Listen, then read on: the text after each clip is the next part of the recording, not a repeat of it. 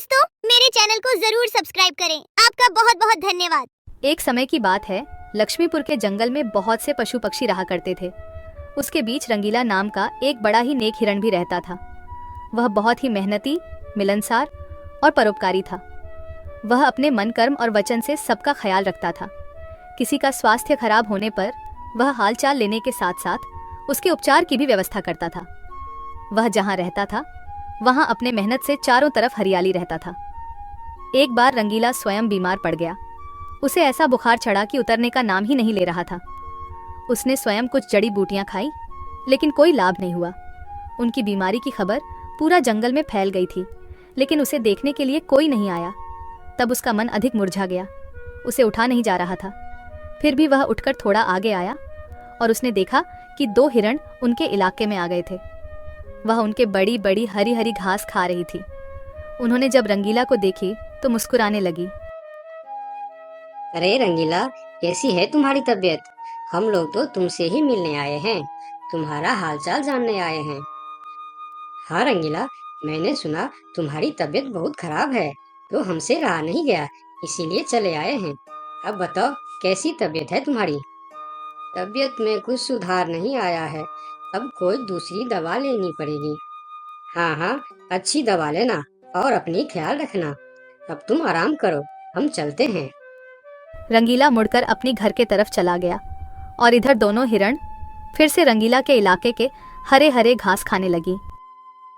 हमने इस जगह के बारे में जितना सुना था उससे कहीं ज्यादा पाया।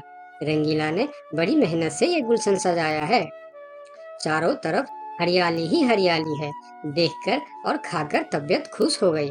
अभी पेट भरकर खा लेता हूँ, फिर कल रंगीला से मिलने के बहाने आ जाऊंगा।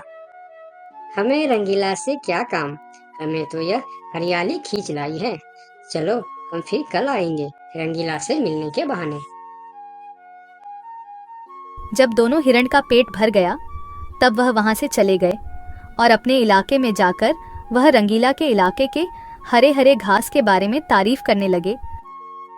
अरे भाई, यहाँ सूखे घास खाकर पड़े हो, वहाँ जाओ रंगीला के दरबार में। रंगीला का हालचाल पूछो और पेट भर के हरे हरे घास खाओ। बहुत अच्छा है रंगीला, उसके बीमार होने पर भी हमें हरे हरे घास खाने के लिए मिल रहे हैं। रंगीला बहुत अच्छा है, बड़ा ही नेक हिरन है। उसके बीमार होने पर भी हमें हरे हरे घास खाने के लिए मिल रहा है। इससे अच्छी बात और क्या हो सकती है। वहां बहुत सारे हिरण की टोली बन गई। वह सब रंगीला के पास पहुंच गए और रंगीला का हालचाल पूछने लगे। पहले तो रंगीला को इस बात की बहुत खुशी हुई कि कितने सारे लोग इनके हालचाल पूछने आ गए, लेकिन उसके बाद का नज़ारा देखकर रंगीला का सर चकरा गया। सारे हिरण उनके इलाके के घास खाने में जुट गए थे। कुछ हिरण तो फल भी खा रहे थे। उनके पास सर उठाकर इधर उधर देखने की भी फुर्सत नहीं थी। रंगीला बेचारा मन ही मन सोचने लगा कि यह लोग मेरे पास 2 घड़ी भी नहीं रुके और घास खाने में जुट गए। अगर यही हाल रहा तो मेरे इलाके के सभी घास खत्म हो जाएंगे, मेरे खाने के लिए भी कुछ नहीं बचेगा। लेकिन उसके थोड़ा देर बाद ही उनका मित्र भालू वहां आ गया। उसके आने में देर हो गया था। माफ करना दोस्त, मुझे आने में देर हो गई है। तुम्हारे लिए औषधि लाने बहुत दूर चला गया था। औषधि तो मिल गई, लेकिन आने में थोड़ी देर हो गई। ये जड़ी बूटी तुम जल्दी खा लो और जल्दी से ठीक हो जाओ मेरे दोस्त। रंगीला ने वह औषध दिखाई और कुछ देर बाद ही उसे आराम मिलने लगा। उसका दोस्त भालू उनके साथ ही रुका रहा और 2 दिन के बाद रंगीला का तबीयत ठीक हो गई। लेकिन उनके खाने के लिए न कोई घास बचा था, न कोई फल बची थी। उनकी सारी मेहनत पर पानी फिर गया था। वह बहुत उदास हो गया। दोस्त रंगीला, मैं जानता हूँ ये मतलब का संसार है। ज्यादातर यहाँ सब दोस्ती दिखावा का ही करते हैं। सब अपने फायदे की सोचता है। तुम चिंता मत करो, हम दोनों मिलकर यहाँ फिर से अपना गुलशन सजाएंगे, एक नई दुनिया बनाएंगे। इस कहानी से हमें यह सीख मिलती है कि मन में कपट रखने वाला मित्र शत्रु से भी ज्यादा खतरनाक होता है। दोस्तों, मेरे चैनल को जरूर सब्सक्राइब करें। आपका बहुत बहुत धन्यवाद। सरयू नदी के पास एक बहुत बड़ा जंगल था। उस जंगल में काफी सारी जानवर रहते थे। जो प्यास लगने पर नदी में आकर पानी पीते थे। नदी के दूसरे किनारे पर एक और छोटा सा जंगल था जहां बहुत कम जानवर थी। एक दिन बड़ी जंगल का छोटा खरगोश सरयू नदी के पास आकर पानी पी रहा होता है। तभी नदी के दूसरी ओर खड़ा एक बाघ उसे देख रहा होता है। यह खरगोश आज मेरा भोजन बन सकता है। वैसे भी मेरे जंगल में अब शिकार करने लायक जानवर बचा भी नहीं है। क्यों न मैं नदी के उस पार वाले जंगल में जाकर शिकार करूं। और वैसे भी वह जंगल बहुत बड़ा है और वहां का शेर भी मूर्ख और शाकाहारी है। पता नहीं ऐसे शेर मर क्यों नहीं जाते। बाघ खरगोश को देखकर शिकार करने की सोचता है और शिकार करने की लालच में नदी के दूसरी ओर चला जाता है। अपनी ओर बाघ को आता देख खरगोश वहां से भागने लगता है, पर तभी बाघ उसे आवाज देकर रोक लेता है। अरे खरगोश, मुझे देखकर कहाँ भाग रहे हो? तसल्ली से पानी पी लो भाई। मैं तो बस तुमसे बात करने आ रहा था। क्या तुम सच बोल रहे हो? हाँ, मुझे तुम्हारे जंगल का शेर सिंह के बारे में बात करना है। मैंने सुना है कि वह तुम्हारा बहुत चिंता करता रहता है। खरगोश समझ चुका था कि बाघ उसे अपनी बातों में फुसलाने की कोशिश कर रहा है। इसीलिए खरगोश उसकी बातों का कोई जवाब नहीं देता और तुरंत वहां से भागने लगता है। परंतु खरगोश बाघ से तेज नहीं भाग पाता और बाघ उसका शिकार कर लेता है। यहाँ के जानवर बड़ी आसानी से शिकार हो जाते हैं, तो क्यों न मैं इसी जंगल में रहकर आसानी से शिकार किया करूं। बाघ अभी इसी जंगल में रहकर ही शिकार करता रहता है। इस तरह से जंगल में जानवर कम होने लगते हैं। एक दिन अरे लोमड़ी, मैंने सुना है कि तुम अपनी सहेली से मिलने के लिए दूसरे जंगल में जा रही हो। हाँ, लेकिन तुम्हें मेरी इतनी चिंता क्यों हो रही है?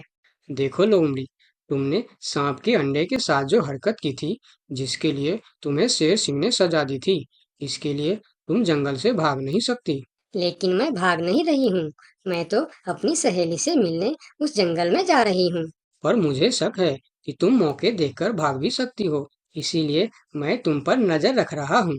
देखो भैया, मैं शेर सिंह की हुक्म का पालन कर रही हूँ, लेकिन तुम अपना ड्यूटी ढंग से नहीं कर रहे हो। क्यों?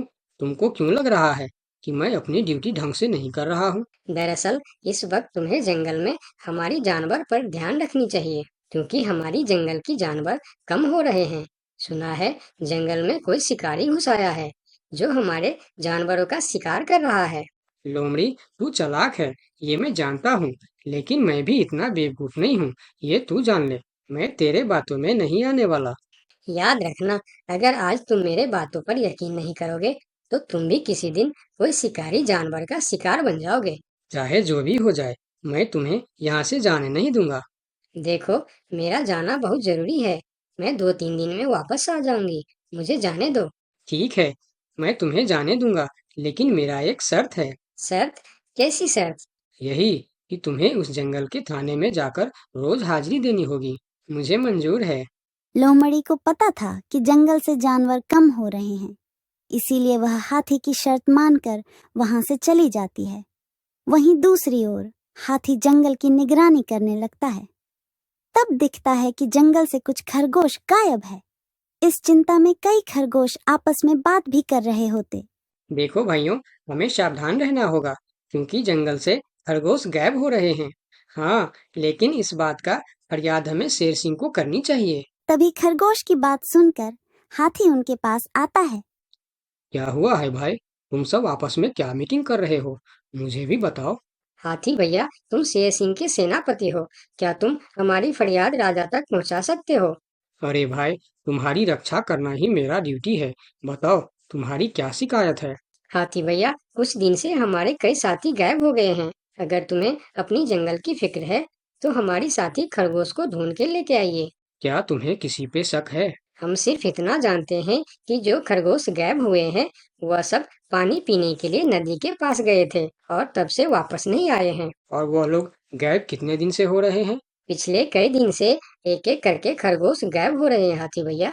खरगोश की बात सुनकर अब हाथी को भी लोमड़ी की बात पर यकीन हो जाता है। लोमड़ी भी यही कह रही थी कि जंगल में कोई शिकारी आया है। हाथी वहाँ सोच ही रहा होता है कि तभी वहाँ 2 बकरी आती है। हे भगवान, अब क्या होगा? कौन बचाएगा हमें? अरे बकरियां, क्या हुआ है तुम्हें? क्यों रो रही हो? हाथी भैया, अच्छा ही हुआ जो आप हमें यहीं मिल गए। हम शेर सिंह के पास शिकायत करने जा रही थी। तुम भी शिकायत करना चाहती हो? हाँ, आखिर तुम लोगों का क्या तकलीफ है? हाथी भैया, कुछ दिन पहले कुछ खरगोश जंगल से गायब हुए थे और अब बकरियां भी गायब हो रहे हैं। लगता है कोई शिकारी हमारे जंगल में घुस आया। पूरा जंगल इसी बात से परेशान था कि आखिर उनका शिकार कर कौन रहा है।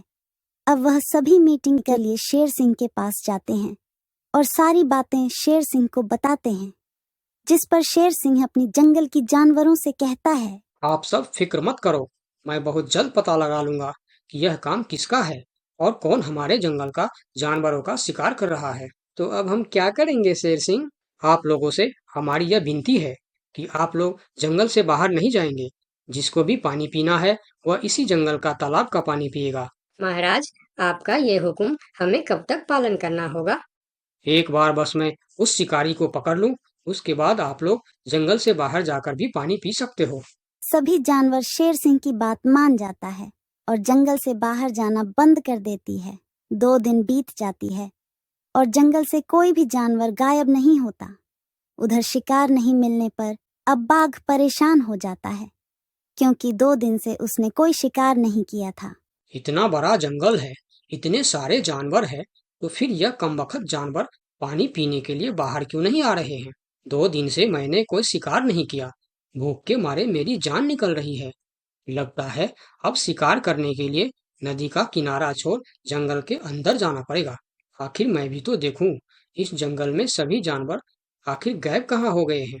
अब देखता हूँ मुझसे कैसे बचते हैं इस जंगल के जानवर। इतना बोलकर बाघ छुपकर जंगल के अंदर घुस जाता, जहां वह देखता है एक बकरी घास खा रही होती है। उस बकरी को घास खाता देख बाघ पीछे से उस पर हमला कर देता है और उसे मारकर अपने साथ जंगल से बाहर ले जाता है। ये सब एक दूसरी बकरी देखती रहती है। अच्छा, तो ये बात है। अभी मैं जाकर शेर सिंह को बताती हूँ। फिर बकरी सभी जानवरों को इकट्ठा करके शेर सिंह के पास पहुंचती है। महाराज, हमारे जंगल में दूसरे जंगल का बाघ घुस आया है और वही हमारे जंगल में शिकार कर रहा है। महाराज, वह बहुत तेज और बहुत दुष्ट शिकारी है। उसने हमारे सामने ही हमारे साथी को मार डाला, जो मैंने अपने आंखों से देख के आया हूँ। महाराज, अब आप कुछ कीजिए महाराज, नहीं तो हमारे प्रजाति खत्म हो जाएंगे। महाराज, अब कुछ करना ही पड़ेगा। अब आप कुछ कीजिए महाराज, नहीं तो हमारी प्रजाति खत्म हो जाएंगे। हाँ महाराज, अब कुछ करना ही पड़ेगा। सबकी बात सुनकर शेर थोड़ी देर सोचकर बोला, लोमड़ी कहाँ है? महाराज, वो नदी के उस पार वाले जंगल में गई है। शेर सिंह लोमड़ी के मदद से बाघ को पकड़ने का मन ही मन प्लान करके बोला, देखो, इस जंगल का जानवरों का रक्षा करना हमारा पहला कर्तव्य बनता है और मैं आप लोगों की रक्षा जरूर करूंगा। बस आप सबको मेरा साथ देना होगा। जैसे मैं बोलूंगा वैसे आप सबको करना होगा। हाँ, हम सब तैयार हैं महाराज। तो सुनो, आप लोगों में से कोई भी उस नदी के किनारे नहीं जाएगा और जब वह शिकारी को शिकार नहीं मिलेगा तब वह जंगल के अंदर आने के लिए मजबूर हो जाएगा और वो जब जंगल के अंदर आ जाएगा तब मैं जंगल के किसी एक जानवर को उसके सामने भेजूंगा। फिर जैसे ही वह मेरे भेजे हुए जानवर का शिकार करने जाएगा हम सब उस पर हमला बोल देंगे। मतलब हम में से किसी एक को अपनी जान खतरे में डालनी होगी महाराज। हाँ, मगर मौत के मुंह में जाने के लिए कौन तैयार होगा महाराज, वह तुम्हें कल पता चल जाएगा। शेर सिंह अपने गुप्तचरों द्वारा लोमड़ी को संदेश भिजवाकर उसे वापस बुलाता है। आपने मुझे इतनी रात में यहाँ क्यों बुलाया महाराज? लोमड़ी, मैं तुम्हारी सजा माफ करना चाहता हूँ, मगर तुम्हें मेरा एक काम करना होगा। सजा से छुटकारा पाने के लिए मैं कुछ भी करने के लिए तैयार हूँ महाराज। ठीक है, तो सुनो। लोमड़ी की हाँ करती है। शेर सिंह ने बाघ को पकड़ने का प्लान उसे बता दिया। महाराज, जब बाघ मेरा शिकार करने आएगा तब आप मुझे टाइम पर आकर बचा तो लेंगे ना? मैं शेर हूँ, कोई नेता नहीं जो वचन देकर मुकर जाऊंगा। तुम निश्चिंत रहो, तुम्हें कुछ भी नहीं होगा। अगले दिन प्लान के अनुसार लोमड़ी नदी के किनारे जाता है। शिकार को आता देखकर बाघ खुश हो जाता है। वाह, आज मुझे पेट भरकर खाना मिलेगा। शिकार के नजदीक आते ही मैं उसे मार दूंगा। लोमड़ी डरते डरते नदी के किनारे पहुंच जाता है। हे भगवान, टाइम पर शेर सिंह को भेज देना। कैसी हो लोमड़ी? मैं ठीक हूँ बाघ भाई। अभी तो तुम ठीक हो, लेकिन थोड़ी देर बाद ठीक नहीं रहोगे। क्या मतलब? मतलब ये कि मैं अभी भूखा हूँ, और जब मैं भूखा होता हूँ तो किसी का भी शिकार कर लेता हूँ। इतना बोलकर जैसे ही बाघ लोमड़ी की तरफ जाता है, वो शेर सिंह के जाल में फंस जाता है और वहां सारी जानवर आ जाता है। बाघ, तू शिकार के लालच में मेरे चंगुल में फंस गया है। अब तेरी कहानी खत्म। तुमने मुझे धोखा दिया शेर सिंह। जैसी करनी वैसी भरनी, मुहावरा तो तूने सुना ही होगा। बाघ, तू सबको धोखे से मारता था, इसीलिए मुझे तुम्हें भी धोखे से मारना पड़ा। मुझे माफ कर दो शेर सिंह, मैं हमेशा के लिए जंगल छोड़कर चला जाऊंगा। तूने हमारे जनता पर अत्याचार किया है, अब तुम्हें इसका हिसाब चुकाना पड़ेगा। साथियों, अपना बदला ले लो। शेर सिंह की आज्ञा मिलते ही सारे जानवर उस बाघ पर टूट पड़ता है। इस तरह से शेर सिंह अपने चालाकी और सूझबूझ से अपने जंगल के जानवरों की रक्षा करता है। इस कहानी से हमें यही सीख मिलती है कि धोखे का अंजाम धोखा ही होता है, जैसी करनी। साथ ही और ऐसी मजेदार स्टोरी देखने के लिए हमारे चैनल को सब्सक्राइब जरूर कर दें। Thank you for watching.